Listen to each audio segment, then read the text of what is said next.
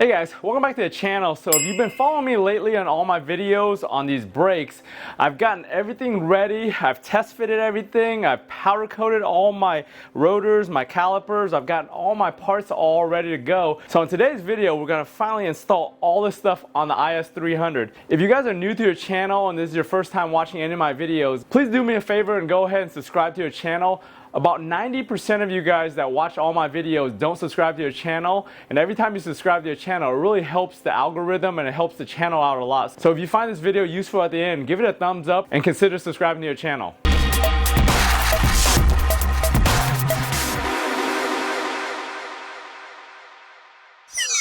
If you guys have been following my videos for a while, you'll notice that I found these calipers like a year and a half ago at the junkyard when I embarked on this whole project to get everything done. I ordered these brackets right here from Overkill Engineering. He's the only one that makes a custom bracket for the IS300 as well as other vehicles. And you can find him on Instagram. I think that's the only place that he actually goes onto, and he has his own website. So when I originally got this, I test fitted everything. I grinded this all down to fit to the IS300. If you want to learn how to do that, check out those videos. I'll have a link down in the description to where they're at. But those will really help you test fit everything.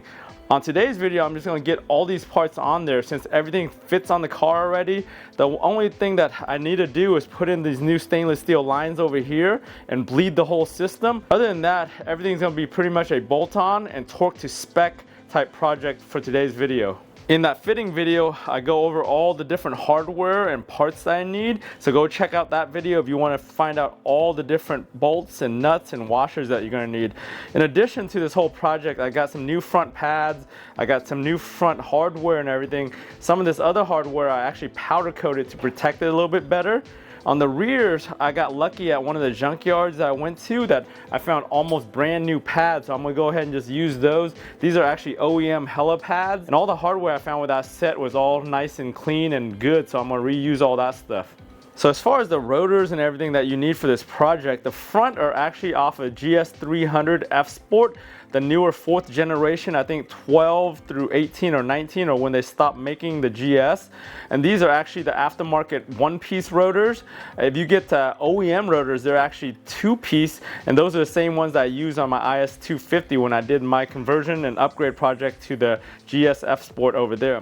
So the rear, we're actually using RCF GSF blanks, and these are just the regular blank ones. They don't have the slits in them like the OEM ones do. It took me forever to find these exact blanks, but they do make these blanks and they're out there. I found these on Rock Auto, so if you need the part numbers, I'll have them listed down. Maybe they still have them in stock. The reason why I wanted the blanks in the rear because I wanted them to match the fronts, because the fronts are going to be blanks. I don't really like the cross drilled or the slotted, and if they don't match in the front and the rear, that will really get to my OCD, so I just got these blanks. So as I mentioned earlier, it's pretty much going to be a bolt-on for what we need to do. I've already trimmed all the stuff back here, including the dust shield and everything to fit the bigger 14-inch rotors. So there won't be much other work other than taking this all off and bleeding the whole system and draining the old fluid out of here before I put the new one on. All right, so what we're going to do first is we're going to loosen the brake line and just bleed this thing out. So you need a 14 millimeter. Just go ahead and loosen this thing out. Have a bucket or something underneath to drip the fluid onto. To prevent some of the fluid from going out, just take the bolt out of here and just put it back into the caliper. It won't prevent all the fluid, but at least it'll stop the gushing. Probably need a rag or something, just wipe down your ball joint and everything down here where what got all the fluid on it. Maybe have a bucket or some cardboard underneath to drip onto also. So the next thing we want to do is take apart the caliper. So you want to get a 17 millimeter and just take apart the spindle bolts and just take the whole caliper with the pads and everything off in one shot. You notice I took a bottle and I just tucked the hose back there into the bottle so it drips into the bottle.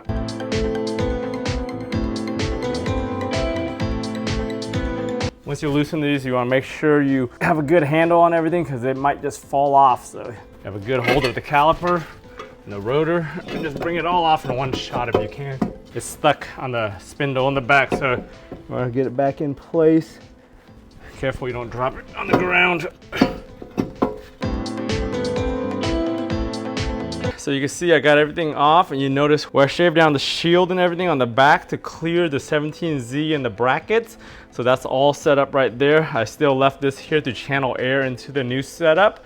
So I'm gonna go ahead and mount the new brackets right here and then get the rotor on and get the new caliper on. So the next thing we want to do is attach this bracket onto the spindle with these bolts right here. If you guys need these exact bolts, go ahead and check out the numbers I list down in the description. But what we want to do is go ahead and just mount them like this. So it's going to be in this orientation with this ear down here. We want to bolt it on, and once we do this, we're going to go ahead and get the caliper on here. The caliper is going to come slip right back here on these ears, and then we're going to bolt into these brackets from the back side. I'm going to go ahead and just torque all this down to 87 foot-pounds. Make sure it's on here the same spec as the original calipers.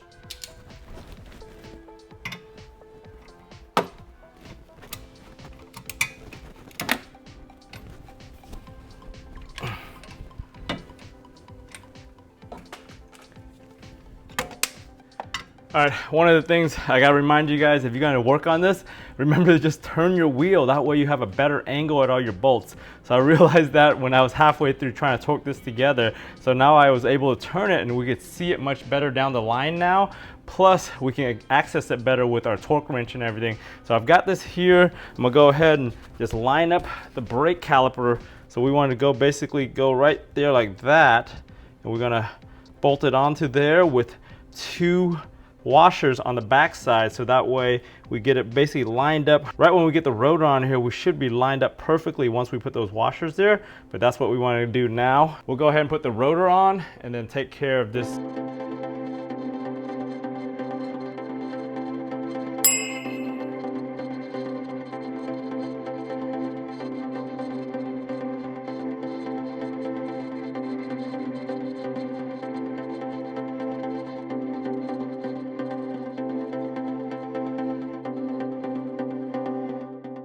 I was able to test fit the pads in here and actually just install them with the pins and the clip right here. This pin right here was a pain in the ass because when I powdered it, I got the powder inside the hole, and it's a very tight clearance, so I had to actually open it up with a little Dremel bit on the drill just to clean it up, and then I had to force it through to knock some of the powder out, and now it fits in there. It's gonna be pretty hard to get it out later if I ever have to change the pads again. So I've got this all mocked up, everything's bolted in, torqued down. I torqued both of those bolts to 87 foot-pounds. The next thing we're gonna do is put the steel braided line over here and connect it to the caliper. But before that, I wanna drain a little bit more of the fluid out just to get the clean fluid over to this line. So what I did was I put some new fluid up in the reservoir up top, and I pumped it a few times, and I dumped out the dirty fluid already. So right now we're dripping pretty clean new fluid. It's probably mixed in with a little bit of that old fluid, but it's good enough for what I need. I just want to make sure when I start pumping into the caliper, I bring in pretty clean new fluid. You can keep on doing that a couple times just to make sure, but this should be good enough. So I'm gonna go ahead and just connect the new line onto the caliper first, and then I'm gonna tighten it onto the car once I do that. So I got the first line out, and what you want to do is put the two washers on either end of the banjo right there and get your bolt through and just thread it slowly into the caliper. You want to make sure you catch the threads nicely and evenly, especially since you're going from a steel bolt into an aluminum caliper. You just want to make sure that it gets a nice thread by hand. Just get it all the way in there and then just tighten it down. All right, so we ran into a little bit of problem. The centric bolt that comes with this thing is a little bit too long, so I actually had to grab one of my OEM bolts off my 2IS that I had left over on my last project. So you can see the difference right there is like maybe like a 1/4 inch difference, and it's also got the tapered head. So I'm gonna try to see if this one tightens down better than the centric one. The only difference between the OEM bolt and the centric one is the hole is a little bit smaller, but for our purposes, it probably doesn't really matter. You can see with the OEM bolt in there, there's the threads that are a lot shorter versus the one that came with the centric. So this should thread on perfectly fine. So for your purposes, you'll probably have to reuse the OEM bolt off your calipers. So these tighten down nicely there. So what you want to do is just hand tighten it for now. When you are ready to torque this down, this is a 22 foot-pounds of torque, which is really not that much, so you may not even need a torque wrench, but if you want to make sure it's 22 foot-pounds, you want to reach it over and make sure it reaches. Right now we're at full tilt over here, and it barely gets to it, which is normal on this anyway. You want to make sure when you reconnect everything that you test the actual swing and everything, full lock on either direction. So to loosen the 10 millimeter on, you want to get one of these closed end wrenches right here so you don't strip this bolt, because a lot of times it's very easy to strip that, especially when you have older vehicles that are kind of rusted and corroded. So yeah, you just want to make sure you break it and then start unscrewing it. And once you get it all off, you want to pop this little clip right here with a little plier, and it should just pull this whole thing off, and then you put this thing right back into there, thread it in by hand and tighten it down.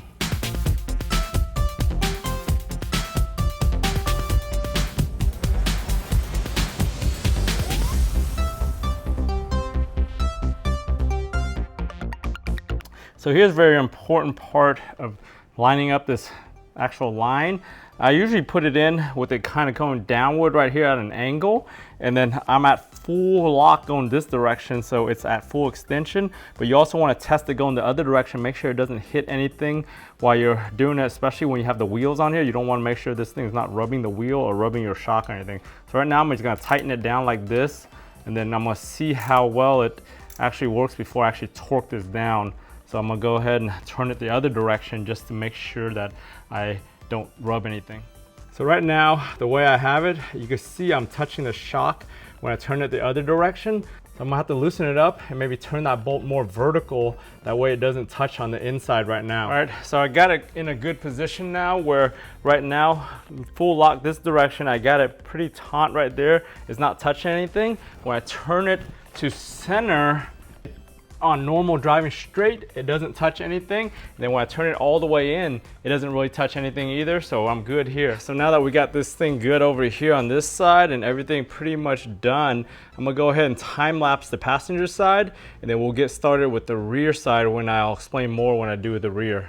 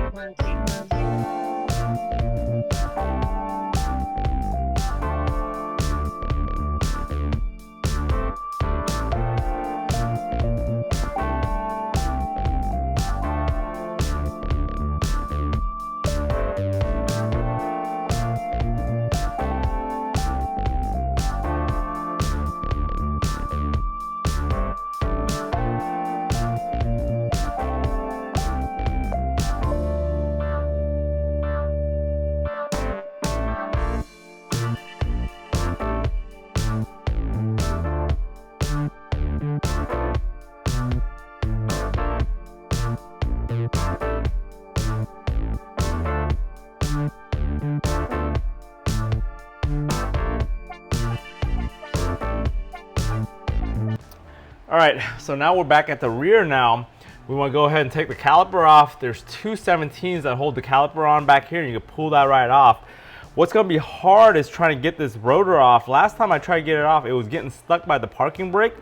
Especially if you have an older IS, the parking brake actually eats in and it leaves a little lip on the inside, so when you try to pull it out, it gets stuck.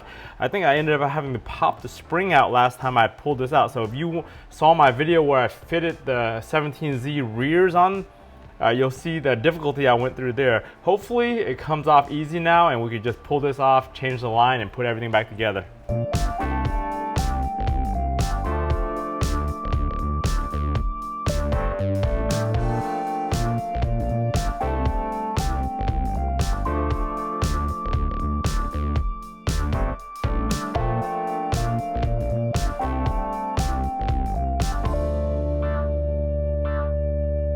We got it all off. Luckily it came off pretty easily. So I'm gonna go ahead and put the bracket on first and kind of get everything in place for the caliper before I put the rotor on, because the rotor blocks a lot of my vision. So what we want to do is make sure we get the new bracket. It's actually got a nice curve that follows the curve of the hub. You want to mount it right there. Get the bolt in the back with the lock washers on them. Thread them in here. And we want to torque these down. I think the rear might be 77 foot-pounds. but it's the same size bolt. It's like a 17 millimeter. I'll go ahead and just do the 80 since I'm using the same bolts as the front anyways. But yeah, we want to get that on there. We reposition the holes for the new caliper, and then we want to get the caliper kind of lined up. The caliper is going to go in there. So the rear caliper is pretty much bolt-on, no special trimming, no special washers or anything. It just bolts right onto there and it lines up perfectly. But that should be good there. So I'm going to go ahead and put the rotor on and mount this baby.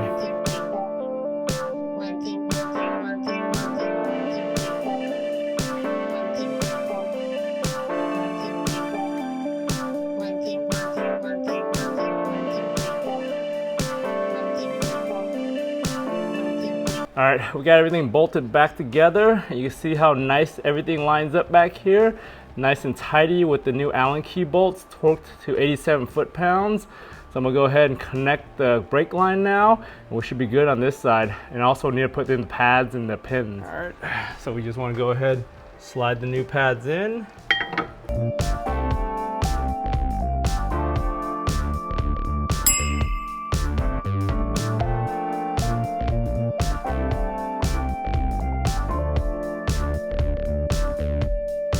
Next thing we're going to do is go ahead and connect the line.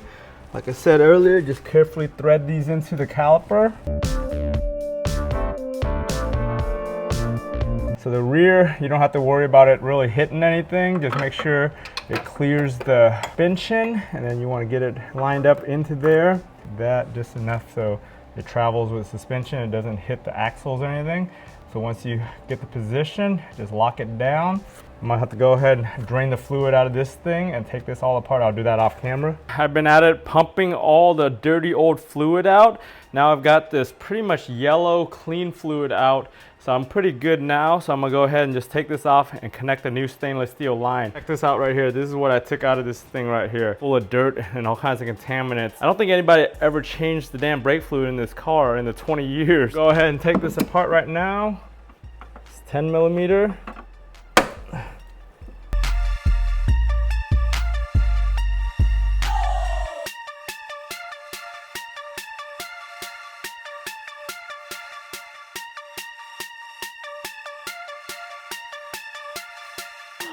All right, we got the top line bolted down.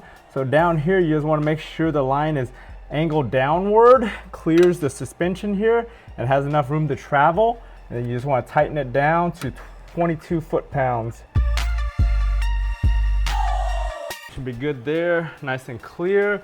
Once we start suspension travel, this should be fine, clearing this and the axle right here.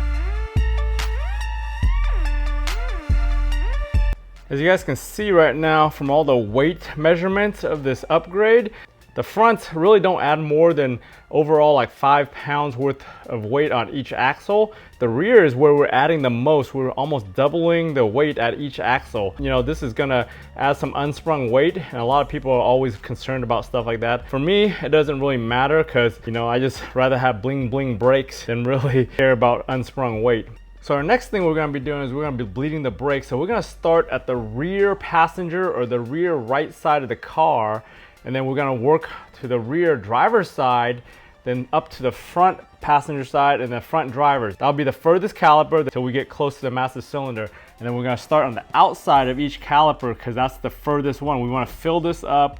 We want to drain all the bubbles out of here, and then we're going to do the inside. So you got to essentially bleed each caliper twice because it has 2 sides. So to get started bleeding, you want to get an 11 millimeter because this Brembos have an odd size bleeders, 11 millimeters. And then you want to just put the tube right on top of it, nice seal into a plastic bottle so you can see the fluid, And then once you do that, you want to just open the valve up, let the fluid flow, and then have a helper pump the brakes for you. So right now I've got my daughter in the car. She's helping pumping the brakes.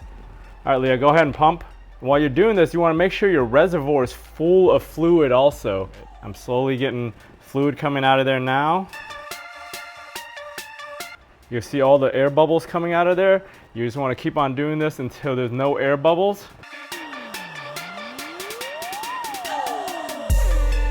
And since this is a fresh bleed on new calipers, you probably want to do this at least 2 or 3 times just to make sure there's no bubbles. Now we're on the inside one. We're going to be doing the same. So we're going to release the thing. Pump, Leah.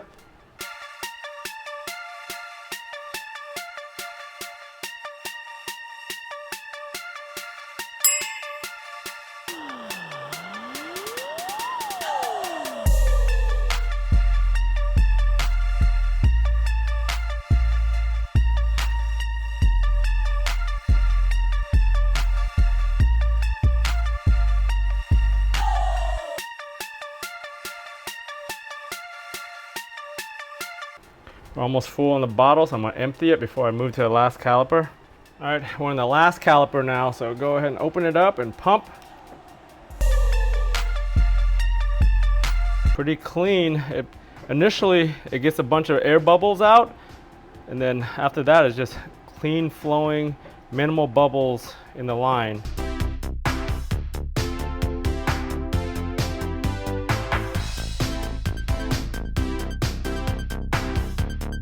So now that I've got pretty much all clean fluid coming out of here, I'm gonna go ahead and top off the reservoir, and I'm gonna do this all over again. I'm gonna go ahead and just do it off camera just to make sure everything is good with these and there's no more air bubbles. So I've gone ahead and road tested this thing and driven it a couple days with these brakes on. You can see the rotors have all worn the powder coat and everything off, so I have a nice even straight line now all around the edge. The rear hasn't worn down all the way yet just because the rear doesn't get the same pressure as the front to wear down, but it's slowly getting there.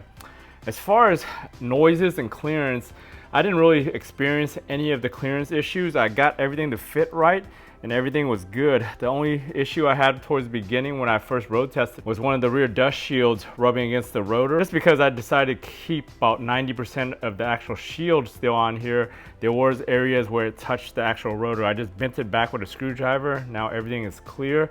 Overall, the feel has been really good on these as far as the braking force and the actually locking up and emergency braking. The only issue I think I have now is my master cylinder might be shown as 20-year age. The brakes feel kind of soft and spongy when you first step on it, and I think that's just old bad seals in the master cylinder, so that might be one of my upcoming upgrades. Hey guys, thanks for tuning in all the way to the end of this upgrade video on my brakes. As you can see, this has been a long process for me to get these brakes all set up, fitted on the car, rebuilt and powder coated, and we finally got them on the car after like 1.5 years, almost 2 years of having this in my garage. As you can see, it's a simple upgrade. It just takes a lot of labor and time to do. If I had to do this all over again, the fronts, I would actually go with ISF. For the rear, I actually like these brakes. Very good 4-piston option with the bracket and everything, and they fit really well. The front just takes so much work. After spending all that time to get these things test fitted and get it all onto the front, along with adding the roll center adapters to shift the actual ball joints and everything, it's better to go with those 350 feet caliper brackets. Along with the ISF calipers, you can still use the same GS350 F-Sport rotors, and you have a nice setup that way. If you guys found this video useful and watched all the way to the end, remember to give this video a thumbs up. If you haven't subscribed to the channel, go ahead and subscribe to my channel to stay on top of all my different content, whether it's on the IS300, the IS350, the Sienna, the house, or whatever I'm doing. Remember guys, for all these different projects, if I can do it, you guys can do it. I want to thank you for watching all the way to the end, and I'll talk to you guys next time.